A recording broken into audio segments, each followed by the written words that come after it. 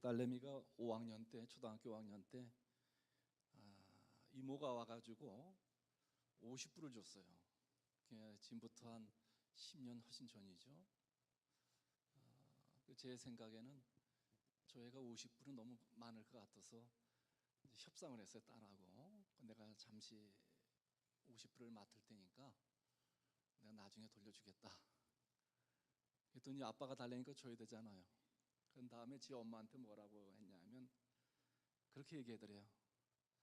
아빠 저 인생 저렇게 살면 안 된다고. 아빠 인생 저렇게 살면 안 된다고. 애들이 모르는 것 같지만은 다 알아요, 제 속셈을.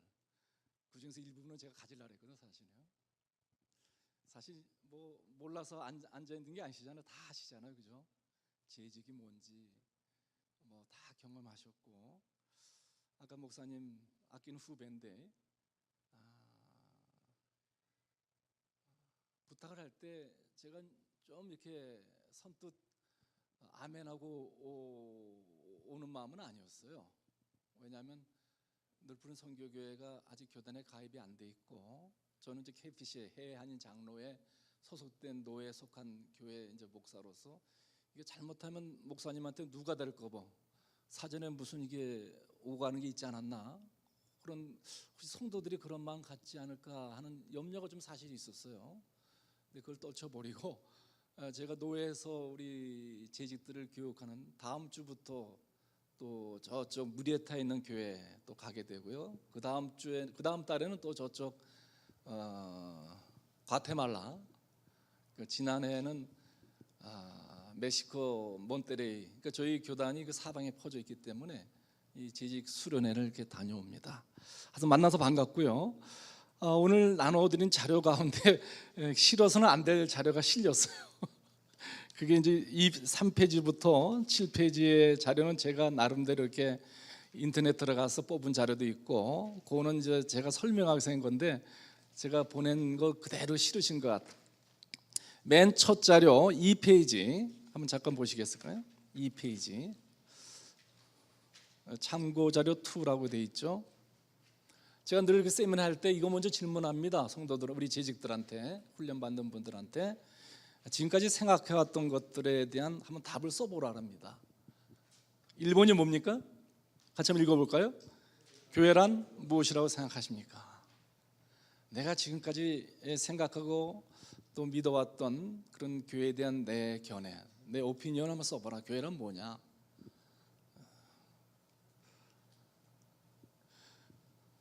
저 쳐다보지 마시고요, 한번 써보시라고요. 한 줄로 써도 괜찮습니다. 교회란 뭔가? 우리 청년이 그러더라고요. 사랑이란, 그걸 물었더니 눈물의 씨앗이라고 쓰더라고요. 뭐 그런 식의 간단히 써도 됩니다. 교회는 눈물의 씨앗이다.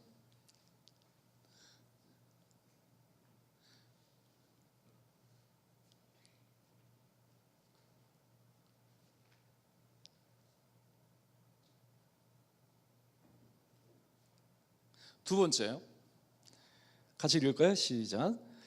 재직이 무엇이라고 생각하십니까? 재직이 뭡니까?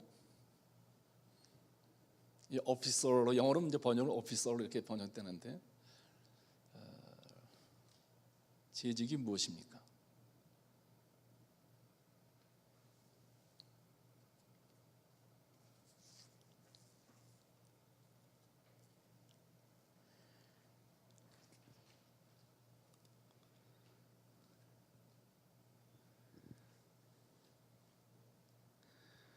세 번째 같이 읽습니다. 시작. 재직을 세우는 이유가 무엇이라고 합니까? 집에 기둥을 세우듯이, 석가래가 올라가듯이 교회에 재직을 세우는 이유가 뭐라고 생각하십니까? 어떤 뭐 감투를 주기 위해서 세우는 겁니까? 나름대로 한번 생각해 보시면 좋을 것 같습니다. 재직을 세우는 이유가 뭡니까? 교회가 왜 재직을 세우는가?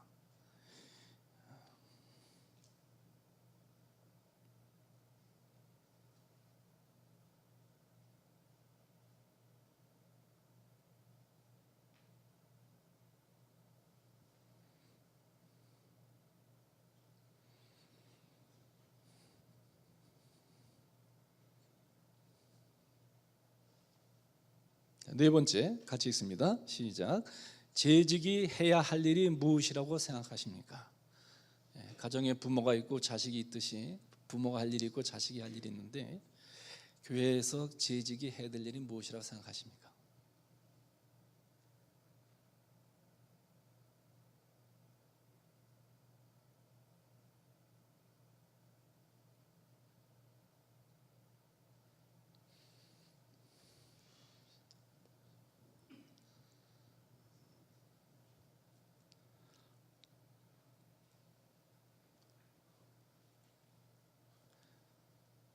다섯 번째로 나옵니다. 시작. 재직의 신앙생활, 즉 교회 생활은 어떠해야 한다고 생각하십니까?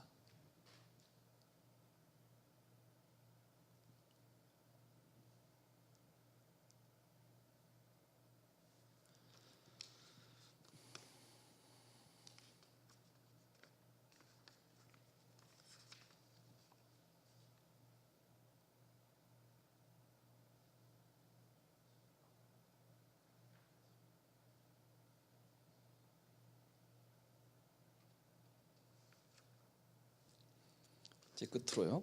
같이 한번 있습니다. 시작. 재직의 가정생활은 어떠해야 한다고 생각하십니까? 뭐 사회생활도 다 포함됐지만은요. 가정생활은 어떻게 생각하십니까?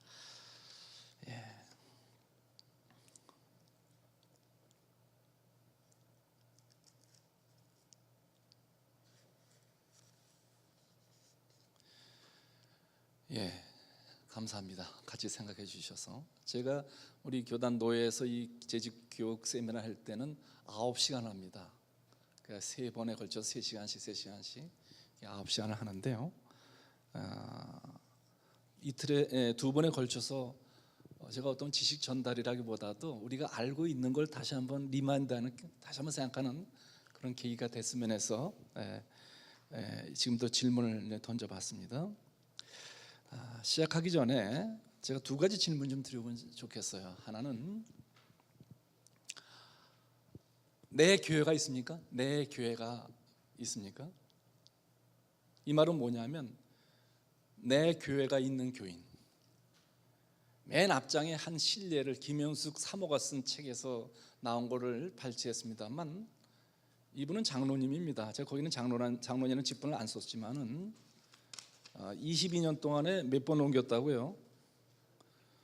108번을 이민 한인교회에서 옮겼습니다.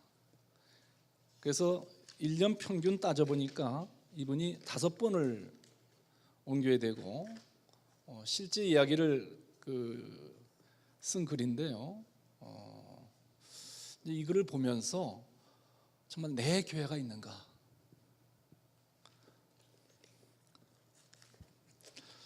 한번 그 고민 좀 했으면 좋을 것 같아요. 오늘 이민교회가 특별히 교회를 나오면서도요, 교회가 없는 교인들이 상당히 있습니다. 다시 말하면 교회 나와도 교회 안에 있는 사람이 있고 교회 밖에 있는 사람이 있습니다. 그러니까 늘 푸른 선교회 안에 있으면서도 늘 밖에 있는 사람. 근데 교회 밖에 있는 사람은 자기 교회가 없는 사람입니다. 이 교회라는 게 뭐 내가 주인이라는 뜻이 아니고 오너라는 뜻이 아니고 정말 내가 신앙생활 또 인생을 살아가면서 이 늘 푸른 선교회 교회에 내 피와 땀과 시간과 재물과 정성을 들여서 정말 내 평생 사랑할 교회가 있는가? 과연 내가 이 늘 푸른 선교교회가 내 평생 내 정성과 땀과 눈물을 바쳐서 사랑하는 그런 교회인가? 이런 질문입니다. 어떠세요? 굉장히 다들 심각해지시는 것 같아요. 내 교회가 있습니까? 두 번째는 내 목자가 있는가? 내 목사. 제 아들이 지금 28인데요. 하루는 그래요. 엄마 아빠한테 고맙대요. 왜냐? 자기 친구들 가운데 가정이 깨어있는 친구들이 거의 대부분이라고 하더라고요. 뭐 그런 친구만 사귀어서 그런지 모르겠지만은 교회도 정말 내 목자가 있는 교인인가? 이것도 상당한 오늘 이민한님께 질문을 드리고 싶은 겁니다. 다시 말하면 목자가 있는 양이냐라는 거죠. 목사 설교만 들어주는 그런 게 아니고, 뭐 그렇다면 TV나 라디오에 뭐 CGN 뭐 TV 뭐 얼마나 좋은 설교가 많이 나옵니까? 그거 얼마든지 들을 수 있거든요. 뭐 책자도 많고요. 뭐 마켓에 가면 그 녹음 테이프가 얼마나 많이 있습니까? 근데 그것은 들어주는 거거든요. 내 목자가 있는다는 것은 양이 목자의 간섭을 받아야 된다는 얘기죠.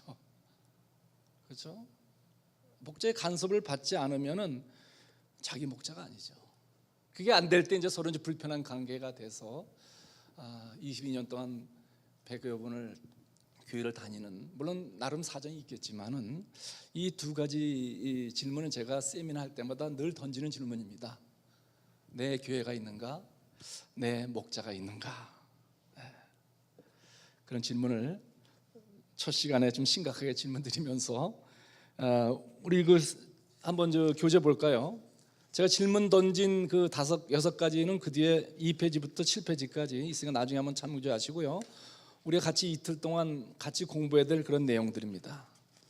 고린도전서 4장 1절 2절 말씀, 우리 같이 한번 다 아는 말씀이지만 한번 찾아서 한번 같이 봉독하죠. 고린도전서 4장 1절에서 2절 말씀입니다. 제가 사용하는 성경은 옛 성경 개역 한글이고요. 우리 성도님들이 갖고 있는 건 개역 개정일 겁니다. 저도 개역 개정을 가지고 한번 찾아보도록 하겠습니다. 4장 1절로 2절까지 함께 읽습니다. 시작. 사람이 마땅히 우리를 그리스도의 일꾼이요 하나님의 비밀을 맡은 자로 여길지어다. 그리고 맡은 자들에게 구할 것은 충성이니라. 이 말씀은 이제 내내 우리가 이틀 동안 하면서 또 반복하고 또 특히 암송해야 될 그런 말씀이죠. 보통 충성이라고 할 때에 여기다는 피스라는 그 헬라어인데요. 이거는 뭐냐? 신뢰할 만한 가치가 있다는 거죠. 다시 얘기하면 하나님께 표현할 때 미쁘다라는 얘기죠. 신실로 바꿀 수 있습니다. 원래 신실하다는 뜻이에요. 맡은 자에게 구할 것은 신실하다. 그런 뜻으로 이 본문 헬라 해석은 그렇게 되는데요. 지금 믿을 수가 있어야 된다는 거죠. 그리스도의 종이라, 이 종이라는 개념은 여기서 쓰는 건 그 지휘자가 배를 지으면서 배를 짓는 그 하인들에게 명령을 내릴 때 그 배 젓는 사람들이 그 지휘자에 따라서 말에 따라서 일사불란하게 움직이는 것을 여기서는 일꾼이라는 표현을 씁니다. 그러므로 그 뒤에 맡은다는 건 청직이라는 뜻입니다. 그런 사람에게 구할 걸 뭐냐? 신뢰라는 겁니다. 신뢰, 신실함, 충성이란 말로 이제 해석됩니다만 이 말씀을 가지고 우리 이틀 한동안에 암송하면 좋을 것 같습니다. 저희 교회에 이제 돌아가신 분이지만 올해 1월 달에 100세 돼서 돌아가신 장로님이 있습니다. 우리 여자 장로님, 감리교에서 오신 장로님인데요. 1월 달에 장례를 드렸어요. 그분하고 6살, 9살 차이 나죠. 이제 권사님이 두 분이 양로원에 계셔가지고 가끔 저 가서 저 모시다가 점심 대접하고 또 제가 점심 대접받기도 하고 여러 해 동안 그렇게 했었습니다. 근데 나이 든 장로님은 아주 그 꼿꼿하시고 약 하나 드시는 게 없어요. 건강하신 분이고, 그러니까 걸음걸이도 아주 자연스럽게 걸으시고, 그보다 나이 아래인 여자 권사님은 그 교통사고를 당해서 다리가 불편해요. 그래서 그 워커 있죠, 워커를 이렇게 끌고 다니시는데 하루는 제가 이제 모시고서 타겟에 갈 일이 있어가지고 그 인쇼라고 있죠, 그 영양제 그걸 사러 이제 안 사람이 들어갔다 오고, 그리고 그 권사님이 이제 차에 같이 타는데 그 장모님이 뭐라 했냐면, 이분이 아주 농담을 잘해서 유머스러운 분인데, 지사님 빨리빨리 타시라고, 지사님 빨리빨리 타시라고 그랬더니 이 권사님이 뭐라고 하는지 아세요? 화를 뻥 낸 거예요. 뭐라고 화냈겠어요?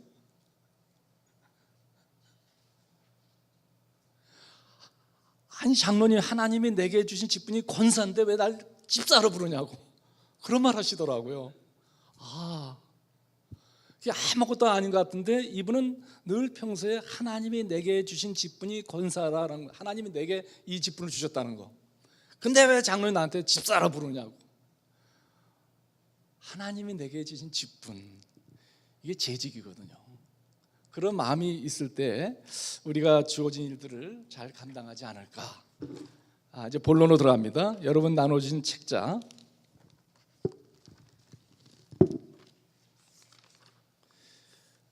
전 세미나 하면서 이렇게 책자 잘 만든 건 처음 봤어요. 책자를 이렇게 아주 잘 만드셨는데, 여러분 그 8페이지로 볼까요?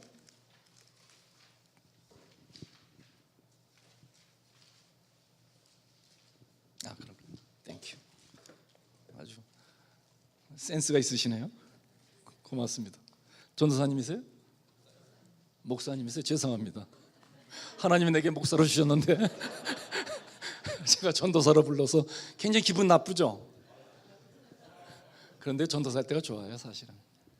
목사는 뭐랄까, 교회에서 이렇게 안 봐주더라고요. 전도사 할 땐 좀 실수해도 봐주는데 목사 되니까 안 봐주시더라고요. 많이 봐주세요. 이 교회라는 낱말, 구약적인 개념, 신학적인 개념이 있습니다만, 이스라엘 백성들이 쓰는 용어 가운데 하나는 칼이 있고 에다라는 말이 있습니다. 거기다 설명이 쭉 있는 거예요. 셋째 줄에 보니까 칼은 부르다에서 온 말로서 구약 성경에 대체로 회중으로 번역되어 있는데, 부름받아 모인 공동체. 다시 얘기하면 칼이라는 개념은 뭡니까? 사람을 뜻하는 겁니다. 모인 무리들을 얘기하는 거죠. 그에 대한 설명이 쭉 되어 있죠. 그래서 일곱째 주는 거예요. 여기서 교회는 하나님에 의해서 부름을 받아 모인 뭐라고요? 사람들 회중이라고 이렇게 칼이라고 썼어요. 그 다음에 에다라는 말은 택하다는 말인데, 택함을 받아 모인 공동체를 의미하지만은 처음에는 칼과 함께 하나님의 율법을 듣고 하나님을 예비하기 받아 모인 회중을 의미했는데, 70인역에서 이 말을 신학의 곧 해당으로 번역하면서 사람이라기보다 뭐라고요? 건물 의미로 쓰게 됐어요. 구약 개념에. 우리가 교회와 교회당이 뭐가 다릅니까? 처음에 질문이 교회가 뭐냐고 질문했는데, 교회와 교회당, 아마 시골에서, 저도 시골에서 신앙생활 했습니다만 시골에는 건물에 보면 예배당이라고 써 있어요. 그죠? 옛날엔 예배당이라고 되어 있었어요. 예배를 드리는 집이란 뜻이거든요. 근데 그게 요새는 예배당이라는 말을 안 쓰더라고요. 그럼 교회와 교회당이 뭐가 다릅니까? 교회라는 것은 사람들의 모임 아닙니까? 교회당이라는 것은 사람들이 모이는 장소를 뜻하죠. 그런 의미에서 이 칼과 에다라는 것이 뒤에 가서 에다가 시나고게에 해당을 하는 거예요. 해당이 언제 생깁니까? 바벨론 포로 잡혀간다부터 생기면서. 그래서 우리 개신교의 개념이 이 두 가지 중에서 어느 쪽을 택하냐에 따라서 교회가 문제가 되고 교회가 문제가 안 되고 그래야 되더라고요.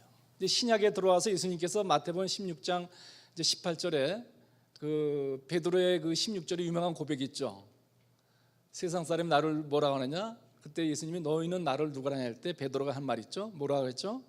주는 그리스도시요 살아계신 하나님의 아들입니다 라고 할 때, 그때 예수님께서 내가 이것을 알게 한 건 내 육종으로 알게 하시고 천부께서 너희에게 알게 한 거다 하시면서, 내가 이 고백이에, 이 반석이에, 이 고백이에 내 교회를 세우겠다라고 하죠. 그때 쓴 게 이제 우리가 기독교 개신교에서는 말하는 그 에클레시아가 나온 거죠. 여기서 기독교와 카톨릭의 갈림길이 있습니다. 카톨릭은 내가 이 반석 위에, 카톨릭은 그것을 베드로로 보고 사람으로 보고, 우리 개신교는 베드로의 고백을 우리가 받아들이죠. 베드로가 고백한 주는 그리스도 살아계신 하나님이라는 그 고백 위에 내 교회를 세우신 거고, 카톨릭은 베드로 위에 교회를 세웠다 이렇게 보고, 그래서 일대 교황으로 이렇게 나가는, 그게 좀 차이점이 개신교와 카톨릭의 차이점인데요. 그래서 그 네 번째 패러그래프, 교회란, 심심하니까 또 졸 수도 있으니까 한번 같이 한번 읽어보죠. 시작. 교회란 단어는 주직에 속한 이라는 의미를 가진 크리아코스에서 유래되었다. 이 말은 신약에서 에클레시아로 표현된다. 에클레시아는 에크와 칼레인의 합성어로 불러내다는 의미의 동사이다. 이 두 말은 모두 하나님의 부르심에 응하여 구원을 받고 죄의 세력 밖으로 나온 자들의 모임, 하나님의 부르심에 따라 구원받은 하나님의 백성들의 모임으로서 교회를 말한다. 교회는 예수 그리스도를 구주로 믿는 무슨 모임이에요? 성도들의 모임이라시죠? 예, 맞습니다. 성도들의 모임이다. 이게 교회의 정확한 개념입니다. 이미 다 배우시겠지만은요. 베드로전서 2장 9절에 보면 베드로가 그런 말이죠. 너희를 어두운 데서 불러내신 자의 아름다운 덕을 선정케 하기 위함이다라는 말 나오죠. 어두운 데서 불러냈다는 에클레시아, 에크란 말, 이거는 사실 정치적인 용어였죠. 쉽게 얘기하면 미국의 그 워싱턴 DC의 국회의사당이 있잖아요. 그죠? 여기 지역의 뭐 국회의원 상원이 누군지 모르겠지만은 그 당시 로마 시대의 개념은 뭐냐면요, 이 지역사회의 문제나 요구 사항들을 국회의원이 듣고 이것을 가지고 워싱턴 DC에 가서 그들에게 얘기하고 답을 얻어서 다시 여기 와서 사는 지역구 사람들에게 알려주는 게 이게 에클레시아 뜻입니다. 다시 쉽게 얘기하면 바깥 세상에 살던 우리들이 대표로 교회 안에 와서 하나님 말씀 듣고 그 말씀을 다시 내가 살고 있는 지역사회에 가서 알려주는 거, 그게 교회라는 개념입니다. 그래서 예수님은 이제 세상의 빛이다라고 그렇게 표현을 쓰셨죠. 예, 거기 성도라는 말을 써주시면 좋을 것 같습니다. 밑에 그 예수님이 하신 고백, 또 내가 내게 이르노니 너는 베드로라, 내가 이 반석에 내 교회를 세우리니 음부의 권세가 이기지 못하리라. 이 단어는 히브리어 카를 번역한 건데 에클레시아는 신약 성경에 115번 쓰여 있다는 거죠. 그렇게 해서 넘어가고요. 제가 속한 총회 헌법 KPC의 정의는 여러분 그 9페이지로 넘어갈까요? 9페이지 잠깐 볼까요? 교회는 하나님께서 은혜와 자비하심으로 만인 가운데서 불러내신 하나님의 백성이다. 이 무리가 하나님의 집이요 그리스도의 몸이며 성령의 전이다. 이 무리는 과거, 현재, 미래에 있는 모든 성도들인데 이를 가리켜 거룩한 공예 곧 교회라고 한다. 이미 우리가 앞에서 정의한 것처럼 사람이라는 거죠. 예수 그리스도를 구주로 고백하는 사람들의 모임. 바로 이 책이 저희 교단 속한 KPC의 헌법책입니다. 한 권에 10불인데 목사님 안 갖고 계시죠? 뭐 가질 필요도 없죠. 여기 안에 모든 법이, 이 모법이 다 여기 있죠. 이 법에 의해서 교단이 운영이 되고 또 교회가 운영이 되고 또 각 교회마다 내규라고 또 있습니다. 내규가 있지만 만약에 교회가 문제가 발생했을 경우 그것이 이 교단법에 이척이 되거나 다를 경우는 아무리 교회에 내규가 있어도 법적으로 들어갈 때는 이 교회 내규가 교단법을 넘어서지 못합니다. 그거는 이제 재판정에서 그렇게 해요. 저도 일반 법정에 간 교회 때문에 그런 일이 있습니다만 그 사람들이 가지고 다니는 게 이제 바일로하고 이제 교단법을 가지고 이 판사들이 많이 그렇게 하고 또 총회가 결정한 그런 사안들을 가지고 많이 하더라고요.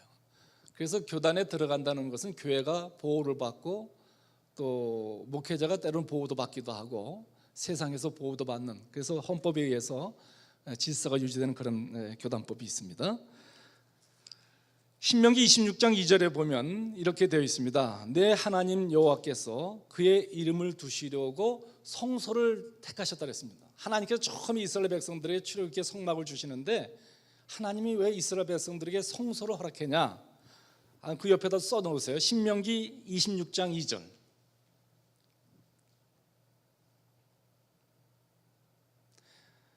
하나님께서 자신의 이름을 두시려고 택하신 곳이 성소라 이렇게 되어 있습니다.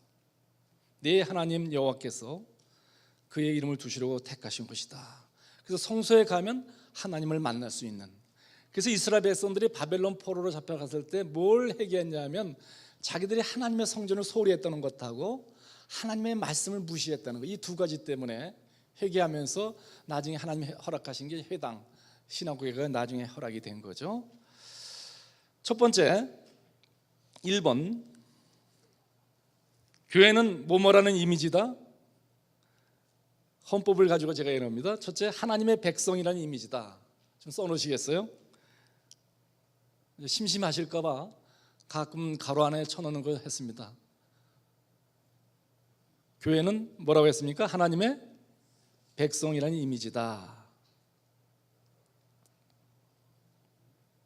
하나님께서 우리 신명기 26장 2절 말씀처럼 자기 백성을 모아서서 자신의 이름을 두르게 했던 것이다. 이렇게 되어 있죠. 그 설명은 제가 구체적으로 다 안 드리겠습니다. 2번, 교회는 뭐라고요? 그리스도의 몸이다. 이거는 상당히 에베소서에 보면 많은 골로새서에 보면 바울이 많이 얘기하죠. 왜냐하면 당시에 에베소, 골로새, 특히 고린도 교회에 문제점이 많았기 때문에 거기에 대한 답변을 쓴 건데요. 거기에서 바로 그리스도의 몸, 또 화목제물로 연결시켜서 많이 얘기하죠. 그리스도의 몸이다. 세 번째는 교회는 성령의 전이다.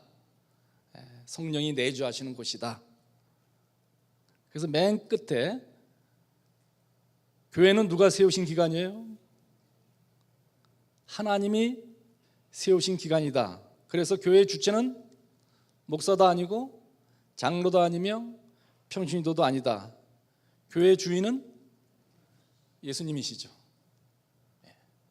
그래서 바울이 주장한 게 교회의 머리가 예수 그리스도고 우리는 거기에 연결된 각 지체들이고 그렇게 나간다. 이렇게 그래서요. 그래서 마태복음 16장 18절 우리가 암송해야 될 말씀인데 같이 한번 읽겠습니다. 시작. 또 내가 네게 이르노니 너는 베드로라. 내가 이 반석 위에 내 교회를 세우리니 음부의 권세가 이기지 못하리라. 개정 번역은 조금 다를 수 있습니다.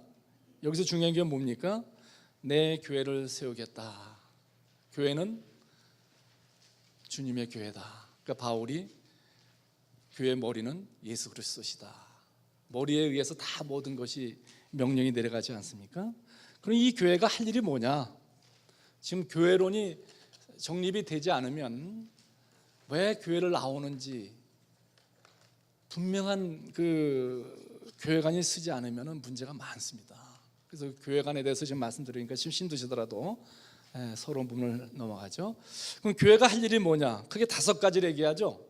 우리 아는 대로 해볼까요? 교회가 하는 일이 뭐가 있을까요? 제일 중요한 게 예배죠. 그 다음에 전도도 있고 또요 교육도 있고 또 뭐가 있을까요? 친교도 있고 또요 뭐 선교, 교제, 봉사 뭐 다 여러 가지 있을 수 있겠지만 저는 이제 5가지만 일반적인 것만 같이 한번 여러분 아시는 걸 반복한다고 생각하고 말씀을 나눕니다. 교회 생명은 뭐예요? 예배죠. 요한복음 4장 23절 24절 다 아시죠? 뭐라고 되어 있습니까? 뭐 기억나시는 대로 암송하시는 분 있나요? 요한복음 4장 23절 24절 유명한 말씀.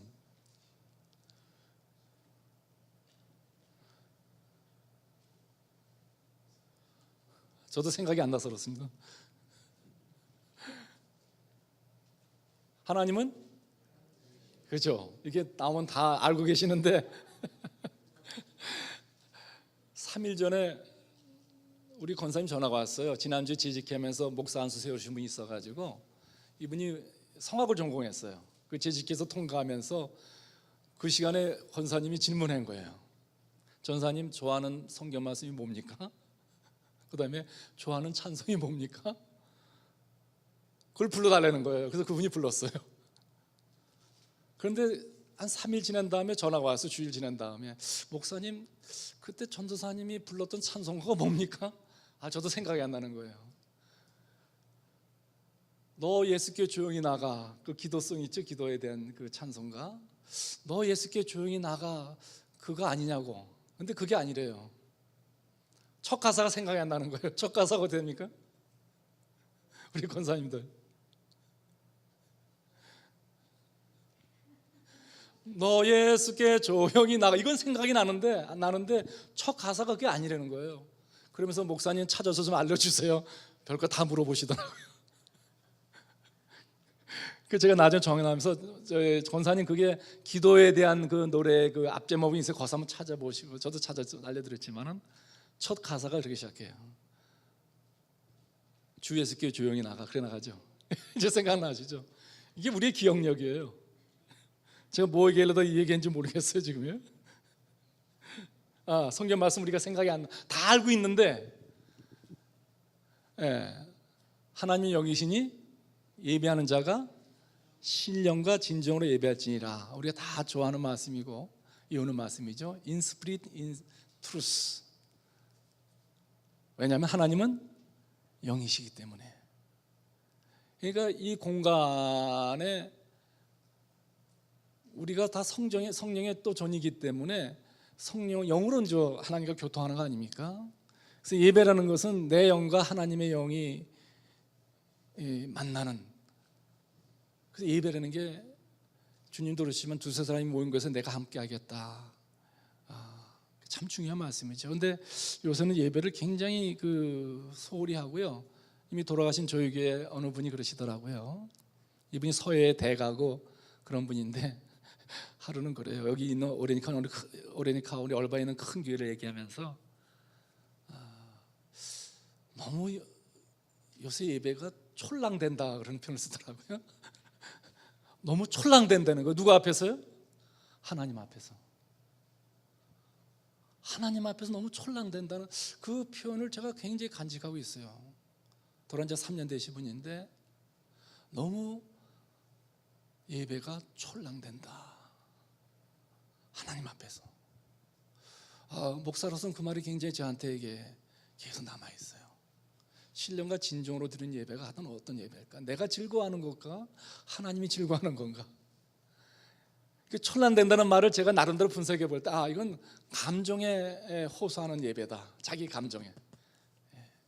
많은 부분들이 내가 좋으면 그만이에요. 예배는 하나님과의 만남인데 촐랑되는 예배가 사실 요새 많이 되고 있는 거죠. 옛날 분들이 보면 참 혀를 차고 찬송가도 그렇고 음악도 그렇고. 요새 아이들은 저기도 이제 올겐이 있습니다만 젊은 애들은 그 올겐 치면은 예배가 무겁다고 또 싫어해요. 이제 문화가 코드가 다른 거죠. 어떻든 중요한 것은 교회 생명 예배다. 예배가 죽으면 교회가 죽게 되는 것이고 우리 신앙이 죽게 되는 것이다. 교회 타락은 어디서부터 와요? 당연하죠. 예배의 타락에서도 옵니다. 우리는 예배를 통해 은혜를 받아야 영원히 살고 신앙이 자라고 신앙의 능력을 받는데 찬양이 예배가 되지 못하면 어떻게 타락합니까? 공연으로 타락합니다. 그러니까 보는 겁니다. 예배를 드리는 게 아니고 예배를 본다래잖아요. 짜임새 있게 리고렌 목사님 하는 그 교회도 가봤습니다만 아주 짜임새 있게 설교 간단히 하고 나중에 제가 뭐 다 알아듣지도 못했지만 딱 한 번뿐이 안 갔습니다만 이건 보는 예배일 수도 있구나. 드리는 예배가 아니라 관람자로 그냥 그런 식의 예배가 될 수 있다는 거죠. 그러므로 결론적으로 우리는 예배를 어떻게 드리자고요? 신령과 진정으로 드림으로 산 제사가 되어야 된다. 예배가 수단이 돼서는 안 되는 거죠. 예배는 목적이 분명해야 되는 겁니다. 예배의 목적이 뭡니까? 하나님께 영광 돌리는 거거든요. 그래서 하나님께 드리는 정성입니다. 그래서 바울이 그러잖아요. 내가 사람을 기쁘게 하랴 하나님을 기쁘게 하랴. 하나님 기쁘시게 하면 우리도 저절로 기쁜 거거든요. 오늘 예배가 얼마나 풍성해졌습니까? 이 근처에 있던 로버트 슐러 목사 시음하던 수종교회 아마 가보신 분들 예배 많이 가고 저도 한국에서 손님들 오셔가지고 안내도 여러 번 했는데요. 뭐 각 나라에 와서 간증하지 않습니까? 풍성한 그 음악 거기다가 책도 가끔 소개도 하고요. 그 찬양과 연극이 얼마나 풍성한지 모릅니다. 근데 이걸 기억해야 됩니다. 음식은 풍성한데 먹을 게 없다 그런 말 한 적 있죠? 그런 기억 없으세요? 배는 부른데 돌아서면 배가 고픈 거예요.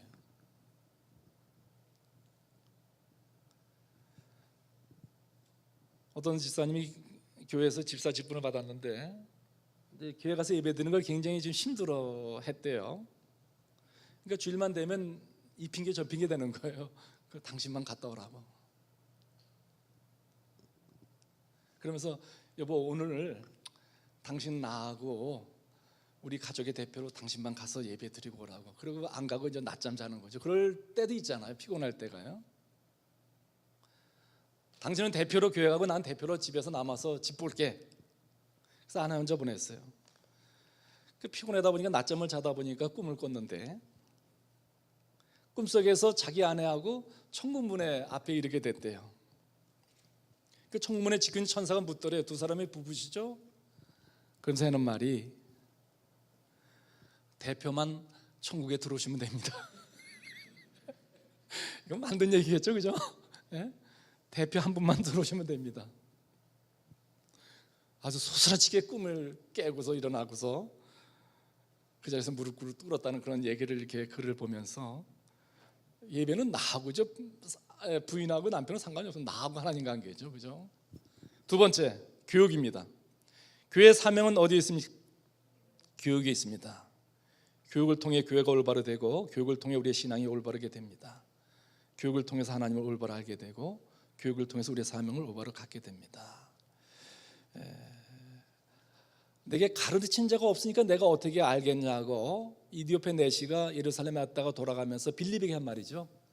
내게 가르친 자가 없는데 내가 어떻게 이걸 알겠냐고. 예수님이 하신 사역 가운데 마가복음 1장 21절에 보면 해당해서 가르치기 시작했다 그랬습니다.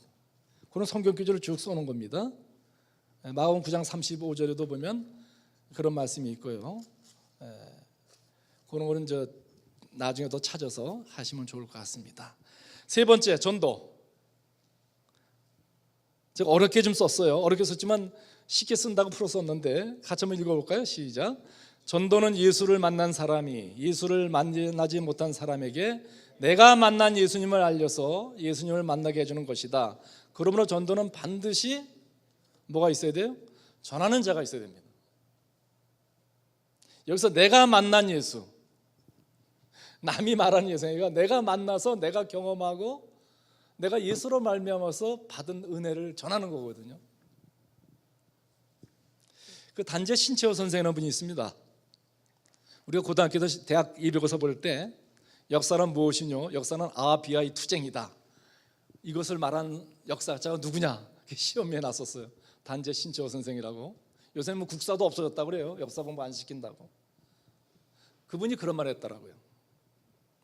조선의 공자가 돌아오면 조선의 공자로 만들지 못하고 공자의 조선으로 만들고 있고, 석가가 조선에 들어오면 조선의 석가로 못 만들고 석가의 조선으로 만들고 있다. 그러면서 가슴을 치며 한탄한 글을 썼더라고요. 이 말은 곧 뭐냐면 예수님이 우리나라 땅에 들어오시면 한국의 예수님으로 만들어야 된다는 겁니다. 한국의 예수. 그 예수를 한국 백성들에게 전해야 된다는 거죠. 조금 해석이 다를 수 있습니다만 그런 뜻에서 제가 설명을 좀 붙였습니다. 다음으로 네 번째, 다니엘서 12장 3절을 한 번 더 읽어보죠. 시작.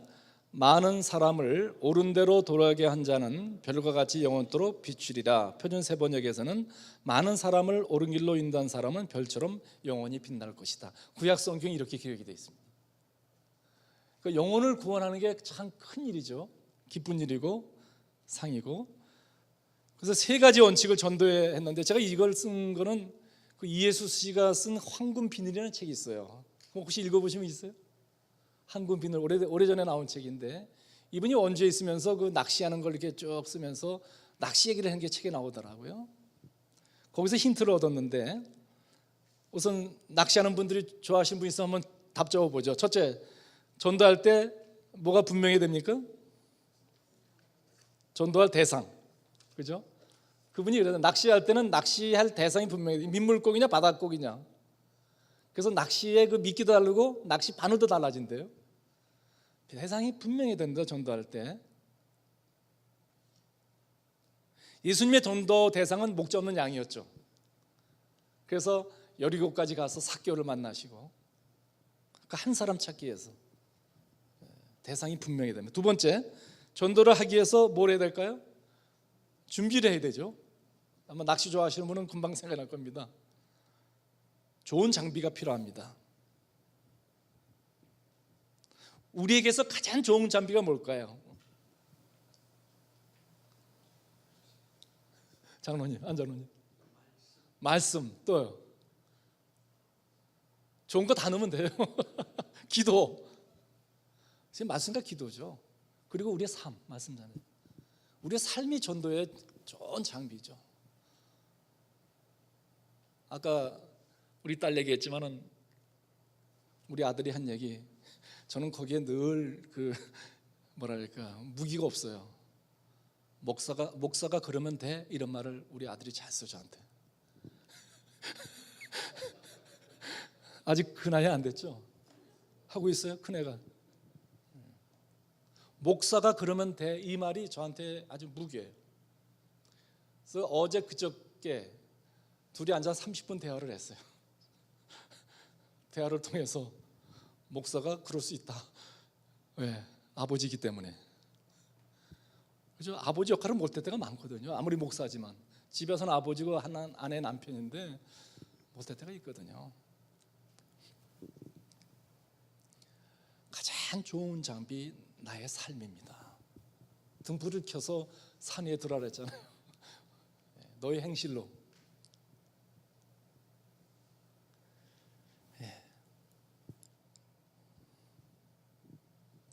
저에게 불교 믿다가 교회 나오신 분이 있어요. 그분이 뭐 불교 스님 몇 명이면 아주 유명한 사람들이 많더라고요. 그럼 있다가 한 4년 됐어요, 저희 교회 나온 지. 이분 얘기를 들어보면 2008년이니까 4년이 넘었네요. 벌써 세월이 흘러 2008년도에 교회 나오니까 6년, 7년 됐네요. 이분이 2가정을 전도했어요. 바로 옆에 집에 있는 가정을 전도했어요. 지금 옆에 있는 집 사는 분 뭐 한국 사람들이 아닐 수도 있겠지만은 옆에 있는 사람 전도하기가 그건 보통 실력이 아닙니다. 옆에 있는 두 부부를 전도해서 성가대 쓰고 있어요. 근데 이분이 교회 다니다 상처당하신 분이에요. 근데 불교를 다닌다고 우리 교회 나와서 삶으로 이렇게 전도한 거죠. 삶으로. 그래서 교회 한번 나오시라고. 그래서 이거 홍 선생님이 다니는 교회라면 한번 나가고 보겠습니다. 이렇게 나오기 시작한 거거든요. 저 때문에 나온 게 아닙니다. 설교가 좋아서 뭐 절대 나온 게 아니고 홍 선생님이 나가는 교회라면 저도 한번 나가보겠습니다. 이렇게 됐다고요. 지금까지 변함이 없죠. 또 한 분 전도했어요. 지금 연세 우리 교회에서 제일 높으신 87세 남자분이신데 같이 그 미술 교실 라미라다에 있는 어더스 스쿨이 있어요. 그 미술 교실에서 같이 누가 다니세요? 제가 누구라 얘기하면 알겠는데 제가 얘기 안 할게요. 그 도선생이라는 분이 있어요. 이분이 보스턴에서 열심히 교회 생활을 했어요. 근데 여기 와서 교회를 안 다녔어요. 근데 그분을 모시고 왔더라고요. 지금까지 잘 다니시죠. 이게 뭐예요? 삶으로 보여준 거예요. 삶으로. 가장 좋은 장비는 삶인데 그 삶이 말씀과 기도로 우리가 거룩해진다 그랬거든요. 아직 전도 한 번도 안 해보신 분 있죠? 했잖아요. 우리 자식들, 자녀들 전도했잖아요. 그 확실한 전도 아닙니까? 확실한 전도죠. 앞으로 교회가 전도가 점점 힘들어집니다. 말로 하는 시대는 끝났습니다. 이제는요. 인터넷 들어가고 다들 하면 다 저도 자료 인터넷에서 뽑아내고 다 그러죠. 다는 아니지만 너무나 좋은 설교, 너무나 좋은 얘기 너무 많죠. 그 교회 가서 들어야 되냐 그렇게 얘기합니다. 너나 잘 믿으라고 이렇게 나가죠. 이 전도의 교회가 살아남기 위해서는 세상에 전도를 해야 되죠. 네 번째, 마지막 다 뭐요? 계속 그죠? 기도죠. 두드려야 한다. 그러니까 거부라는 것을 두려워해서는 안 됩니다. 저도 저희 교회 한 4명 전도했어요. 그 중에 한 분이 이 오렌지 카운티의 선양회라고 당군교 말하면 교주 비슷하게 한 5년을 하신 분이 있었어요. 이분 이름 되면 아마 아는 분도 있을 거예요. 홍웅수 선생이라고 법무사 그 아리랑 마켓에 2층에 지금까지도 하고 계시는 분이 있는데 우리 교회가 문제 생겼을 때 법정으로 나가게 될 때 영어 번역을 변호사가 거기서 해라 해가지고 그분을 만났어요. 그 2년 동안 이렇게 하면서 나중에 등록을 하시더라고요. 그분이 또 몇 명을 전도했으니까 제가 한 거랑 마찬가지잖아요. 그분이 왜 우리에게 나오기 시작하냐? 그분이 이런 말 하더라고요. 자기의 번역회로 왔는데 뭐 잘 봐달라는 말을 한마디 안 해달라는 거예요. 번역 잘해달라는 말 안 하고, 두 번째 상대방에 대해서 아무런 말도 안 해달라는 거예요. 욕하거나. 그래서 거기에 감동받았다고 그래서 저에게 등록을 했죠. 교회 다니는 사람이 더 나쁩디다 해도 거기에서 우리가 좌절하면 안 됩니다. 그래도 두드려야 됩니다. 왜 강태공이 뭐 낚시 없는 넣었다고 하지만은 그 1시간 2시간 왜 앉아 있습니까? 계속 두드리는 거거든요. 왜 우리가 기도합니까? 두드리는 거죠. 그 영혼 때문에. 영어 속담에 그런 말 있잖아요. 목욕물 버리면서 아이도 함께 버리지 말라. 그런 영어 속담이 있더라고요. 구중물 버리다가 소중한 아이 버리지 말라는 것처럼 우리가 사회에서 비본질적인 것을 자꾸 비판한다고 해서 예수님까지 버릴 수는 없잖아요. 교인이 잘못되고 교회가 잘못돼도 예수님은 잘못될 수가 없습니다. 이걸 가져야 됩니다. 예수님은 잘못될 수 없죠. 그런데 봉사입니다. 봉사는 내게 있는 것을 나누는 거죠. 거기에 기본은 사랑입니다. 유럽에서 온 크리스찬 기자가 인도의 망명 중인 달라이라마를 찾아가서 물었어요. 종교란 무엇입니까? 라는 질문에 그 달라이라마가 뭐라 대답했냐면, 종교라는 것은 친절한 마음을 갖는 겁니다. 이렇게 답변했더라고요. 짤막하게.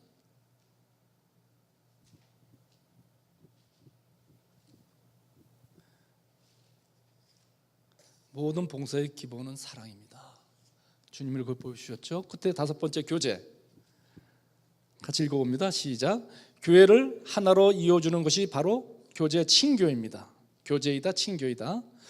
교회는 신앙의 공동체이다. 교회는 사랑의 공동체이다. 성도 간의 교제가 없으면 생명은 잃어간다. 그래서 교회는 교인끼리 잘 놀아야 됩니다. 근데 교인들은 잘 놀면 좋은데 꼭 목사를 그 안에 끼려고 그래요. 목사를 불러서 꼭 그 안에 앉혀놓으려고 그러죠. 교회는 교인들끼리 잘 놀면 되거든요. 5번째 교제. 성도의 교제 했죠. 이렇게 해서 5가지 이렇게 했는데, 한국에 갔다 온 분이 쓴 글을 읽은 적이 있었어요. 한국 교회 안에 버스 안에서 일어난 일인데요. 젊은 애들이 뒤에 앉아서 아주 소란스럽게 떠들면서 싸우면서 막 그러길래 기사도를 발휘해서 찾아가 가지고 충고를 했대요. 자기가 한 게 아니라 그걸 본 걸 쓴 거죠. 나이 지긋한 분이 뒤에 가서 뭐라고 했냐면, 참 우리로서는 가슴 아픈 얘기인데, 너희가 여기가 교회 마당인 줄 아냐고. 아직도 감이 안 오세요?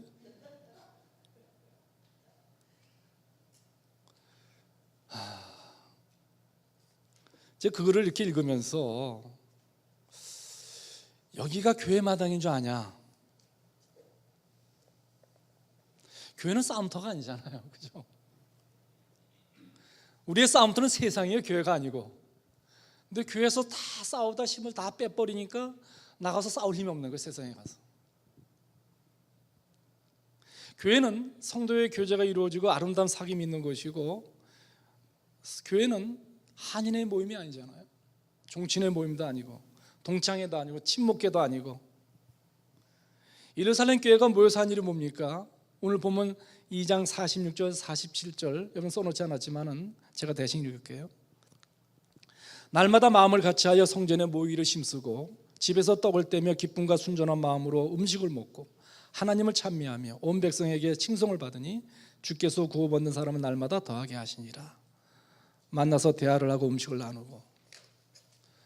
우리 집 카오니에 저희 교단 중에서 큰 교회가 하나 있는데 그 목사님이 하루는 그러더라고요.